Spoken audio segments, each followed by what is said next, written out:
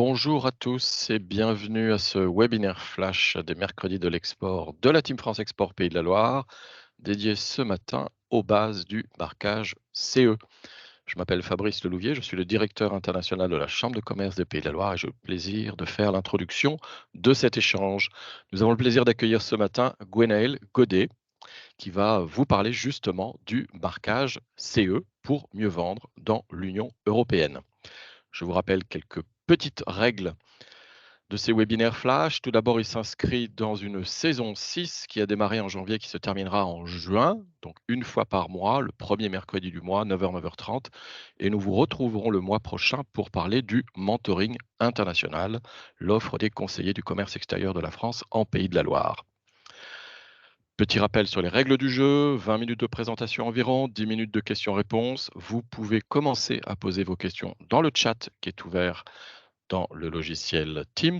Vous pouvez réécouter le webinaire, donc le contenu des échanges qui sont enregistrés sur notre chaîne YouTube Team France Export Pays de la Loire. Poursuivre évidemment l'échange avec nous en contactant soit votre conseiller international Team France Export, soit isabelle.nevers@paysdelaloire.cci.fr. Enfin, pensez à couper votre micro pendant l'intervention. Nous vous rappellerons de le rallumer tout à l'heure pour les échanges. Voilà, sans plus tarder, je passe le micro à Gwenaëlle. Gwenaëlle, c'est à toi. Merci Fabrice. Bonjour à tous. Donc, je suis Gwenaëlle Godet, je suis chef de projet en normes et réglementations européennes chez Solutions & Co, l'agence régionale de développement économique des Pays de la Loire, et ce dans le cadre d'un dispositif européen qui s'appelle Enterprise Europe Network, qui a pour vocation d'accompagner toutes les entreprises du territoire dans leur démarche d'innovation et d'internationalisation. Il le fait sur plusieurs axes, dont l'information aux normes et réglementations européennes. Et je remercie l'entière équipe de Team France Export pour cette opportunité de parler du marquage CE. Avant de rentrer dans le vif du sujet, je voulais faire juste un petit rappel que le marquage CE est une réglementation spécifique pour mettre sur le marché de l'Union européenne les produits qui sont soumis au marquage. Avant toute chose, il y a une directive européenne qui s'appelle la directive 2001/95/CE sur la sécurité générale des produits. Donc, tout produit doit répondre à des obligations de sécurité dans leurs conditions normales prévues d'utilisation par le fabricant, que ce soit sécurité pour l'utilisateur final, mais aussi pour l'environnement. Voilà. Isabelle, je veux bien la prochaine slide, s'il te plaît. Merci. Donc, rentrons dans le vif du sujet. Donc, le marquage CE, c'est la carte d'identité en fait européenne. C'est un passeport pour la libre circulation des produits dans l'Union européenne.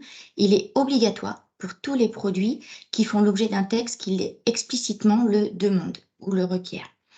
Donc, c'est pas un choix en fait de la part du fabricant. On entend beaucoup parler, dire moi j'aimerais mettre le marquage CE pour mieux vendre mon produit. En fait, c'est pas dans ce sens-là que ça se pose. C'est est-ce que mon produit rentre dans le champ d'application d'un texte qui couvre le marquage CE, auquel cas il peut avoir le marquage CE. Sinon, il reste interdit pour tous les produits hors champ d'application de ces textes-là. Un produit peut couvrir un seul marquage CE, mais répondre à plusieurs textes européens qui demandent explicitement un marquage CE. Un exemple que j'ai cité, mais c'est loin d'être le seul, c'est par exemple dans la domotique. Vous pouvez retrouver un produit qui doit être conforme à la sécurité électrique, qui est un texte réglementaire, à la compatibilité électromagnétique, qui est un autre texte réglementaire, à la directive radio, par exemple. Ce sont 3 textes qui explicitement demandent aux produits mis sur le marché qui doivent répondre à leurs exigences, avoir un marquage CE. Donc, le produit devra répondre à minima à ces 3 textes en termes d'exigences essentielles et en termes de sécurité. Merci Isabelle. Alors, quel produit? Alors, le marquage CE couvre les textes qui demandent un marquage CE, c'est un peu plus d'une vingtaine de directives ou règlements. Donc, parmi ceux-là, vous retrouvez les jouets, vous retrouvez les dispositifs médicaux, vous retrouvez les équipements de protection individuelle, les équipements sous pression, les machines, et j'en passe, et d'autres. Il concerne tous les produits qui sont mis sur le marché de l'espace économique européen. Donc, ça couvre l'Union européenne, l'Islande, le Liechtenstein et la Norvège. Ce sont tous les produits fabriqués dans cet espace économique européen ou produits importés qui doivent répondre aux exigences d'un texte qui couvre le marquage CE, et il ne concerne pas les produits alimentaires. Un produit alimentaire ne sera pas soumis au marquage CE. Merci. Donc, comme je le disais, un peu plus d'une vingtaine de textes.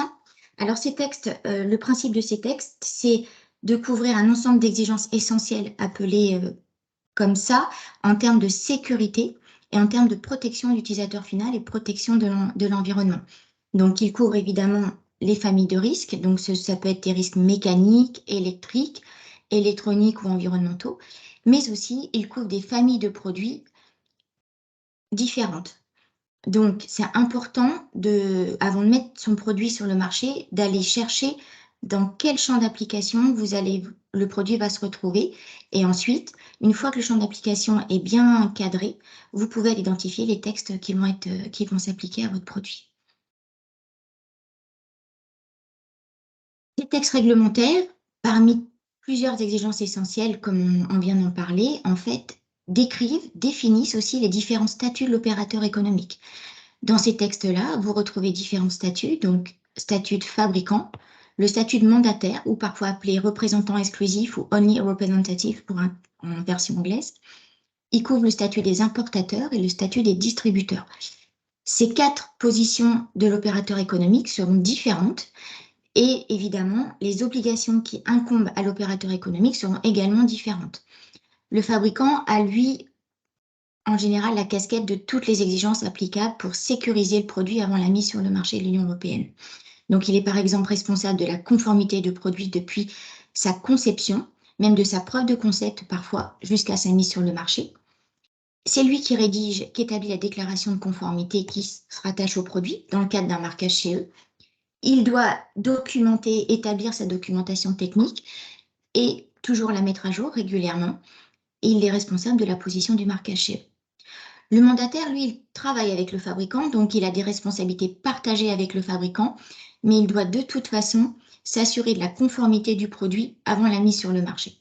Et les partages des responsabilités avec le fabricant, après, c'est un contrat, c'est un accord passé avec le fabricant pour définir ses responsabilités et le champ. L'importateur, lui, il a beaucoup d'obligations également. Dans la plupart des cas, dans la plupart des textes réglementaires qui couvrent le marquage CE, ces obligations sont très proches de celles du fabricant. Il doit s'assurer de la conformité du produit avant la mise sur le marché et il doit s'assurer que le fabricant, lui, s'est acquitté de toutes ses obligations. Le fabricant d'un pays tiers doit permettre à cet importateur d'assurer la conformité du produit pour la mise sur le marché de l'Union européenne. Le distributeur, lui, il a des obligations spécifiques et il s'assure de la conformité du produit avant sa mise sur le marché dans tous les cas. Et il doit aussi faire très attention aux conditions de stockage pour permettre l'intégrité du produit, pour permettre le respect de l'intégrité du produit dans toutes les conditions du stockage qui va lui attribuer. Il ne doit pas avoir des conditions du stockage qui vont dégrader le produit ou dégrader ses performances, dégrader sa sécurité.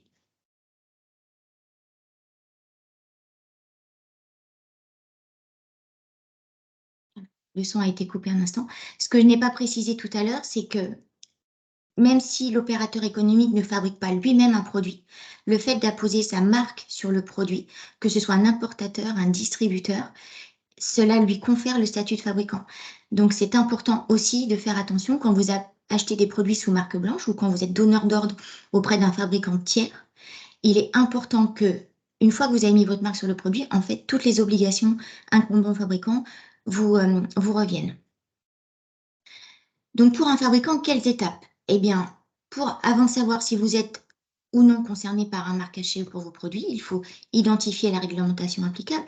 Pour ça, il faut bien définir le champ d'application, les conditions d'utilisation et l'utilisateur final pour votre produit. Ensuite, il faut aller consulter chaque exigence essentielle en termes de sécurité et de performance pour les textes que vous aurez identifiés. Il est important aussi d'identifier les normes techniques qu'on appelle les normes harmonisées qui vont s'appuyer à mettre en conformité le produit au respect du marquage CE. En effet, à chaque texte réglementaire qui couvre un marquage CE, la Commission européenne a publié une liste qu'on appelle une liste de normes dites harmonisées. Le fait de suivre ces normes-là, si certaines couvrent le champ d'application de votre produit, ça va vous donner une présomption de conformité au texte réglementaire auquel elles se rapportent.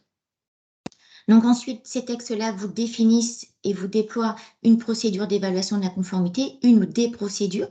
Donc le choix de la procédure, c'est le fabricant qui doit le faire. en fonction de sa stratégie, en fonction de son potentiel marché et en fonction de la finalité d'usage du produit. La rédaction, ensuite, c'est la rédaction de la documentation technique qui doit être toujours à disposition des autorités nationales compétentes en cas de contrôle. Et dans certains cas, une notice d'utilisation est exigée par le texte réglementaire, donc c'est au fabricant de la rédiger. Et puis, dans certains cas de procédure d'évaluation de la conformité, le texte vous demande de passer par un organisme tiers qui s'appelle un organisme notifié. Vous retrouvez cette liste sur le site NANDO de la Commission européenne. Donc, je vous l'ai mis ici en lien hypertexte. Donc, cet organisme tiers a un numéro d'identifiant. Et si l'évaluation du produit passe par l'examen de cet organisme tiers, il faudra poser le numéro d'identification de cet organisme à côté du marquage CE. La déclaration de conformité est à rédiger par le fabricant une fois que toutes les étapes d'évaluation de la conformité ont été faites, le passage par un organisme tiers, la documentation technique réalisée et autres exigences demandées par le texte applicable. Il est important de retenir que tout ça, les documents nécessaires au dossier de marquage CE doivent être conservés 10 ans, voire plus en fonction des textes, en cas de contrôle des autorités compétentes. Donc, en synthèse, il faut retenir que la conformité d'un produit industriel, elle démarre depuis la recherche et développement, depuis la preuve de concept. Donc ensuite, c'est la conception et la fabrication qu'il faut maîtriser. Ensuite, il faut maîtriser l'emballage du produit, puisque lui aussi est soumis, même si ce n'est pas le cas il n'est pas soumis à un marquage CE, mais par contre, il est soumis à des exigences réglementaires. Donc, bien maîtriser l'emballage du produit et son étiquetage, qui doit être rédigé dans la langue nationale ou les langues officielles du pays où le produit va être commercialisé. Merci Isabelle. Donc, si l'on peut faire également une synthèse sur tout ce marquage CE, alors, ce marquage CE, c'est une obligation réglementaire. C'est un marquage et un graphisme unique qui est apposé sur le produit par le fabricant parce qu'il répond à des textes réglementaires auxquels il est soumis. Souvent, on entend marquage CE, la norme CE et autres. On ne parle pas de norme CE, on ne parle pas de label CE. Non, on parle d'un marquage. Ce n'est pas une marque de certification, ce n'est pas un label, ce n'est pas une marque de qualité. C'est important de le retenir. Ce n'est pas un choix de la part du fabricant.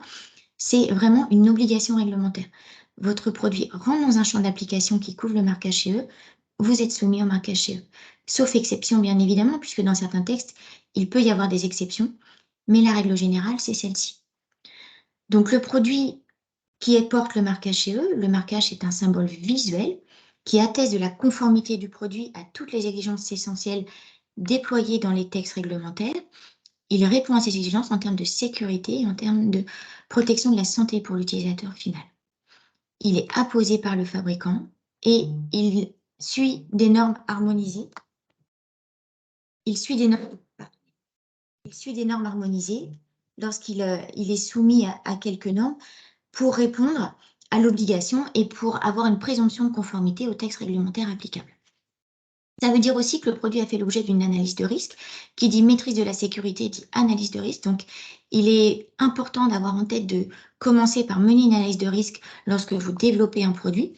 Ça veut dire aussi qu'il a été testé, qu'il a suivi des tests qui ont validé sa sécurité, qui ont validé ses performances.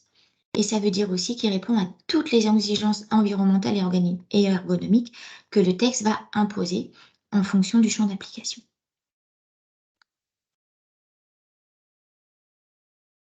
Donc, important de respecter, qui dit respect de la conformité de ces produits, respect du marquage CE lorsqu'il est applicable, il est important de retenir que c'est sécuriser son produit sur le marché et pérenniser son marché. Puisqu'en cas de contrôle des autorités compétentes, il peut être demandé d'un arrêt brutal de la commercialisation, voire un retrait ou un rappel des produits. Je vous ai laissé là quelques sources d'informations où vous avez plus de documentation sur le marquage CE, la mise en œuvre du marquage CE. Si vous avez besoin de confirmer un texte réglementaire ou un champ d'application, vous pouvez tout à fait vous rapprocher du point de contact produit en France. J'ai mis ici le lien hypertexte avec l'adresse email du PCP. Ils sont contactables uniquement par mail. Et puis, je vous ai également mis le lien vers différents textes de la Commission européenne, notamment le guide bleu, dont sa révision a été publiée en 2022, qui donne toute la mise en œuvre de la réglementation pour les produits mis sur le marché de l'Union européenne. Il donne également des éléments sur le marquage CE, la définition d'un fabricant, d'un importateur, la documentation technique, c'est quoi, et autres informations. C'est une petite bible sur le sujet de la sécurité des produits mis sur le marché dans l'Union européenne. Je vous ai mis le lien vers Eurlex et une synthèse sur la législation européenne, ainsi que le lien vers les organismes notifiés. Alors, pour aller plus loin, n'hésitez pas, hein, vous pouvez me contacter directement, seront en copie les équipes de Team France Export. On peut échanger en individuel sur vos problématiques, sur vos questions, sur une norme, voilà, quid du marquage CE, n'hésitez pas, nous sommes là pour ça. Merci pour votre écoute. C'était une synthèse, donc il est difficile de choisir les mots sans aller trop loin dans le détail, mais en tout cas, j'espère que déjà, ça a éclairé certains points que vous aviez. Merci Merci beaucoup, Isabelle. Gwenaël. Merci. Alors, en fait, j'ai joué la Isabelle puisque c'est moi qui passais les slides, Ah d'accord, figure-toi, pardon, excuse-moi et Fabrice. j'ai fait Merci de mon Fabrice. mieux. Et donc, on l'a compris en fait, hein. Je crois que le message principal que tu as partagé avec nous aujourd'hui, c'est qu'il ne s'agit pas de qualité, il ne s'agit pas de normes, il s'agit d'une exigence en matière de sécurité qui s'applique à certains types de produits et pas à d'autres. Donc Tout à effectivement, fait. la situation est claire de ce point de vue-là. On a une première question, Gwenaël, posée par Oui, Laura. Est-ce que les chaussons en cuir fabriqués au Portugal sont soumis au marquage CE? alors à ma connaissance, les chaussures ne sont pas soumises au marquage CE. Par contre, elles rentrent dans la sécurité générale des produits, mais en fonction des matériaux qui constituent le produit, vous pouvez avoir des exigences spécifiques. Donc ça, il sera intéressant qu'on échange ensemble pour aller plus en détail en fait sur le contexte. Mais en effet, les exigences réglementaires, que ce soit pour la France ou le Portugal, seront les mêmes lorsqu'il s'agit d'une harmonisation au niveau européen. Très bien. Justement, d'ailleurs, cette question illustre un petit peu la question que j'avais envie de te poser moi. C'est, tu as dit que l'équipe, en fait, que tu représentes aujourd'hui était à la disposition des entreprises. Quelles sont les questions qui vous sont posées en général par les entreprises qui viennent vers vous? Alors, les questions sont alors, ça dépend des thématiques, hein, différents ordres. Il arrive parfois, je pense au sujet des dispositifs médicaux, par exemple, ou même des logiciels dispositifs médicaux. Les opérateurs, les fabricants viennent vers nous en disant, ben voilà, je veux développer un logiciel, je veux revendiquer une application santé, etc. Donc, on échange ensemble en disant, attention, le logiciel peut avoir une finalité, par exemple, pour le bien-être, mais dès qu'on revendique sur une application santé, on peut entrer dans le champ d'application des dispositifs médicaux. Ça veut dire marquage CE, ça veut dire un développement plus long, ça veut dire des essais plus longs. Donc, des fois, les échanges permettent de dire, ah, ben, je ne vais pas aller tout de suite sur la revendication santé, je vais peut-être m'en tenir qu'au bien-être dans un premier temps. Ça, on peut aider. Ça peut être des produits du type machine, des produits du type objet connecté par exemple. Donc, on échange ensemble pour faire un peu un panel, un prédiag, on va dire, de textes réglementaires ou de normes qui vont pouvoir aider à la mise en conformité du produit. Ça peut être des jouets, ça peut être des produits importés du type machine, du type équipement de protection individuelle. C'est vraiment toute thématique, en fait. Et toute l'aide qu'on peut apporter, je ne l'ai pas précisé, mais c'est cofinancé par la Commission européenne dans le cadre de ce dispositif et Solutions Co. Donc, on est vraiment là pour vous accompagner tout du long, en fait, de la mise sur le marché de votre produit sur ces sujets-là. Donc, il ne faut pas hésiter. Très bien, merci Ça répond Gwenaël. à ta Alors, question, Fabrice? ça répond à ma question Très bien. et on a une autre question qui vient d'être posée par Agnès. Merci pour votre intervention. Nous concevons et commercialisons des centrales hydrauliques et centrales de puissance considérées comme des quasi-machines, car Oui. potentiellement intégrées dans un ensemble qui constituera la machine. Est-ce que nos centrales sont soumises au marquage CE? Alors, depuis la nouvelle directive sur la sécurité du machine, mais qui date de 2006 quand même maintenant, la quasi-machine sont incluses dans la directive sécurité machine. Donc, en fonction de votre besoin, parce que notre rôle n'est pas, on ne va pas donner une feuille de route, par contre, pour la mise en conformité, on s'arrête vraiment en amont, puisque après, il y a nécessité parfois d'avoir une aide au choix de l'application réglementaire ou au choix des tests. On travaille aussi, on peut orienter vers des experts techniques, vers des labos d'essai. Donc, ce que je vous invite, c'est de revenir vers moi. On échange plus en détail, en fait, sur votre besoin d'information et sur le positionnement de la quasi-machine. On regarde ensemble toutes les informations que je peux regarder et que je peux chercher pour vous aider à vous éclairer sur le sujet. Et puis en fonction des cas, voilà, je vous orienterai vers des labos, des centres techniques peut-être, Parfait, c'est si vous en exactement avez besoin. l'objectif de ce genre de webinaire d'ailleurs, c'est d'établir un premier contact et ensuite de creuser avec les experts que tu représentes, Gwenaëlle. Tout à Une fait. autre question concernant la notion de fabricant. Quelle est la différence de responsabilité entre le concepteur et le manufacturier, notamment dans le cas d'une conception en France et d'une fabrication en Italie, par exemple? Alors, tout dépend en fait. Alors, à ce niveau-là, il y a deux étapes en effet. Tout dépend de sous quelle marque est vendu le produit. Si la marque est celle du fabricant italien, c'est le fabricant italien qui est responsable de la conformité du produit avant sa mise sur le marché de l'Union européenne. Si le concepteur fait fabriquer, en fait, est donneur d'ordre en quelque sorte auprès d'un fabricant en Italie, mais que lui va de toute façon vendre le produit sous sa marque, c'est lui qui garde la casquette du fabricant. Donc la marque en l'occurrence est celle du concepteur français, nous précise Guillaume. Donc, vous avez la casquette du fabricant. Et le guide bleu donne beaucoup d'éléments sur ce sujet-là. Je vous invite à le consulter, mais on peut également échanger ensemble pour la typologie de produit que vous concevez, que vous faites fabriquer. Si je peux partager un autre cas dans l'autre sens, c'était aussi, alors le fabricant était en Italie, c'était des produits, on va dire, c'était un produit sous marque blanche qui était fabriqué pour un donneur d'ordre en France. Et il s'est avéré qu'il a découvert un an, voire 2 ans après l'échange, enfin, la collaboration, que c'est lui, en France, qui était soumis à l'obligation générale de sécurité, qui avait la casquette de fabricant, et notamment son produit était soumis au marque HE. Donc, il n'était pas dans les clous depuis 2 ans, et le fabricant italien, enfin, ouais, le fabricant italien ne l'avait pas informé de ça, puisque c'est vraiment la marque qui fait foi aussi. Oui, on Ce que voit je peux qu'en fait, oui, Oui, continue, excuse-moi. excuse-moi. Ce que je peux préciser aussi, c'est que le marque HE, c'est une harmonisation au niveau de l'Union européenne, mais il peut arriver que lorsque le texte couvre pas assez la sécurité du produit ou que un État membre a choisi de faire une loi nationale pour aller plus loin en termes de sécurité, il peut être toléré en fait dans certains textes que les lois nationales soient applicables en plus du texte européen. Donc, il est aussi important d'identifier ce qui peut s'appliquer nationalement en plus du texte européen. Oui, C'est tout à important. fait. Tout à fait. Et là, je suppose que vous êtes assis sur tout un corpus de textes, de réseaux, de contacts qui On permettent de recherche vérifier également, oui, marché par marché. Oui, on très bien, recherche également, en effet. très bien. Excellent, excellent. On réalise une chose en fait finalement en t'écoutant, qu'il y a une question évidemment de sécurité pour l'utilisateur final, hein, qui doit utiliser le produit, et il y a une question aussi de responsabilité partagée dans la Oui, chaîne de fabrication des produits. Donc c'est intéressant parce que je pense que c'est surtout là qu'on se pose pas mal de questions. Tu as évoqué tout à l'heure la responsabilité par exemple du distributeur qui pourrait être engagé s'il ne stockait pas correctement les produits.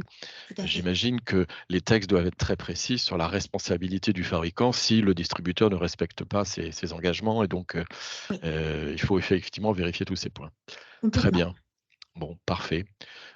Sébastien partage avec nous une information et nous annonce qu'il y aura bientôt effectivement un webinaire pour parler des normes et des réglementations au Royaume-Uni. Bien joué Sébastien, c'est vrai, on aura l'occasion de creuser sur le fond Merci la Sébastien. dynamique et l'intérêt de ce marché. Évidemment, les enjeux de réglementation seront abordés, c'est important, on le sait aujourd'hui. Euh, je crois que tu as répondu, en tout cas vraiment brillamment, aux questions spontanées des participants. Tu Il as y a passé une le... autre question, Fabrice, de Oui, Romain, sur la ah oui, alors directive machine. elle a disparu de mon écran. Alors attends. Oui, ça y est, je la retrouve. Romain, dans le cadre de la directive machine, comment savoir si une société doit faire appel à un organisme tierce partie pour l'attestation de conformité et la position du marquage CE? Ou bien est-ce une auto-attestation? Alors, dans certains cas, c'est une auto-certification, en effet. Et dans d'autres cas, c'est le passage par un organisme notifié et la typologie de produits concernée par ce cas-là est également décrite et définie dans la directive sécurité des machines. D'accord. Et une annexe. Et vous, vous pouvez aider en fait les entrepreneurs à s'orienter rapidement dans le texte et à trouver Oui, la réponse, hein? oui, D'accord. complètement. Voilà, donc il existe évidemment tout un corpus de texte qu'on imagine très bien fait au niveau européen dans toutes les langues. Parfois c'est un peu épais et un peu ardu, donc là vous êtes là pour faire gagner du temps aux entreprises. C'est ça. Eh ben Et pour écoutez, partager le sujet, pour, voilà. Bon, on fait Personne n'est seul, on peut, voilà, en équipe, on arrive toujours. absolument. Et à ce titre, d'ailleurs, l'équipe EN fait partie intégrante de la Team France Export, puisqu'on est tous là pour faire la même chose, c'est-à-dire décrypter les enjeux de l'international, simplifier le parcours et vous aider à vous orienter dans les méandres que l'on rencontre parfois sur les problématiques de l'export. On est bien d'accord. Je crois qu'on a pris donc maintenant toutes les questions qui étaient posées sur le chat. N'hésitez pas d'ailleurs à poser des questions, à l'oral si vous le souhaitez, hein. Vous pouvez, rallumer vos micros comme je l'avais annoncé tout à l'heure. Il est 9h29, donc il nous reste encore 1 ou 2 minutes. Je crois que l'essentiel, du message que tu as passé, Gwenaëlle, c'était, revenez vers nous pour creuser effectivement les questions que vous posez parce qu'elles sont toutes assez complexes évidemment, hein. L'objectif du webinaire était de montrer que nous étions là pour, vous accompagner. J'ai laissé la slide avec les contacts de Gwenaëlle pour que vous puissiez la recontacter en direct, elle et Merci, et Fabrice. ses collègues, hein. Je crois que l'objectif principal du webinaire est atteint. Nous allons conclure donc, cette séance de 30 minutes aujourd'hui en vous remerciant tous d'avoir participé Merci. à cet échange, en te remerciant toi Gwenaëlle, hein, pour ton expertise, sur un sujet qui peut parfois être complexe, mais que tu simplifies. Merci beaucoup pour ça. Il me reste à vous souhaiter une excellente journée et à vous donner rendez-vous dans un mois pour parler de mentoring international. Bonne journée à tous.